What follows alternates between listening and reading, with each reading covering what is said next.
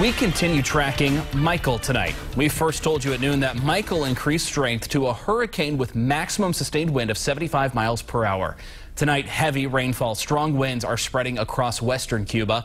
Hurricane Michael is expected to keep moving into the Gulf of Mexico toward the Gulf Coast, and it may strengthen to a Category 3 storm sometime tomorrow. It's expected to be a dangerous, major hurricane when it reaches the Florida Panhandle on Wednesday. Florida Governor Rick Scott issued a warning for residents earlier today. Do not take a chance on storm surge. 7 to 11 feet of storm surge is deadly. The water could be over roofs of houses. I cannot stress enough how dangerous the storm surge can be. A state of emergency has been issued for 26 counties in Florida. Governor Scott's also activated 500 members of the state's National Guard. Now, here's Chief Meteorologist Tony Petrarca with your Pinpoint Weather 12 forecast. Of course, the storm surge is that push of ocean water towards the coastline. Storm expected to make landfall near the Florida Panhandle on Wednesday. Take a look at the satellite photo, which continues to show some strengthening. The storm at the bottom of your TV set at the western tip of Cuba, Gulf of Mexico, Florida Panhandle, and the storm will be moving north and then eventually northeast. Let me show you the latest from the Hurricane Center. Winds are now at 80 miles per hour. As Stephen mentioned, anticipated to become a major hurricane just prior to landfall, perhaps winds as strong as 120 miles per hour at the Florida Panhandle Wednesday morning, and then moving inland, weakening to a tropical storm. And then here we are by Friday.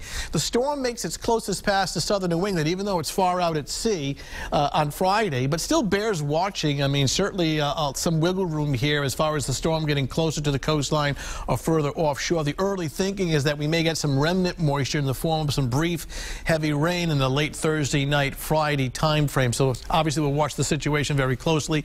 In the meantime, after being close to 80 yesterday, it's only mid and upper 50s right now. Low clouds, fog, and some mist. You can see some of that fog and mist down at Oakland Beach in Warwick. It's kind of a raw, cool, damp night with an approaching warm front. We don't get into the warmer air tonight, but we do get that fog and mist, and we'll keep the low clouds. The milder air doesn't really get in here until tomorrow afternoon, but once again, another big warm up ahead both tomorrow, Wednesday, even Thursday. Temperatures that'll be well into the 70s, maybe making a run at 80 by Wednesday. And then, I guess, watching Michael, not so much as whether or not we're going to get a direct hit, but rather whether or not we get any remnant moisture in the form of some rain. You can see the low clouds covering all the southern New England right now.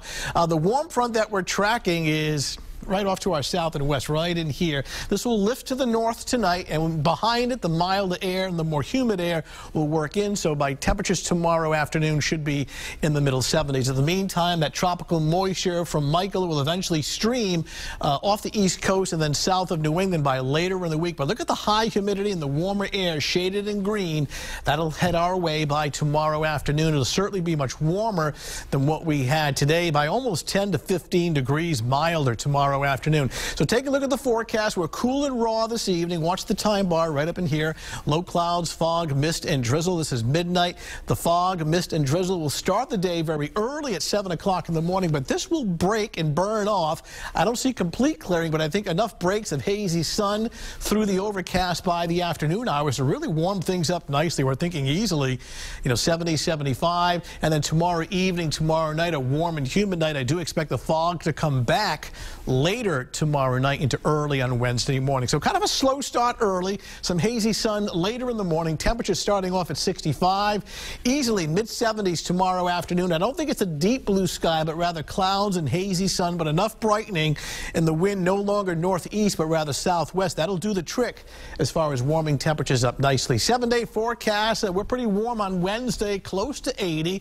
We'll bring in some showers with an approaching cold front on Thursday, and then whether or not we get any remnant moisture from Michael on Friday remains to be seen, but right now we do have some showers in the forecast for Friday. It does dry out for the weekend, but cools off both Saturday and Sunday. Real roller coaster ride with these temperatures last several days, going back up tomorrow. Yeah, gloomy today, but at least you had good weather yesterday for the Columbus Day Parade. You and Mike. It looked good. The Italian heritage going strong on Federal Hill. Yeah, it was close to 80 yesterday. All right, Tony, thanks. Yeah. More coverage.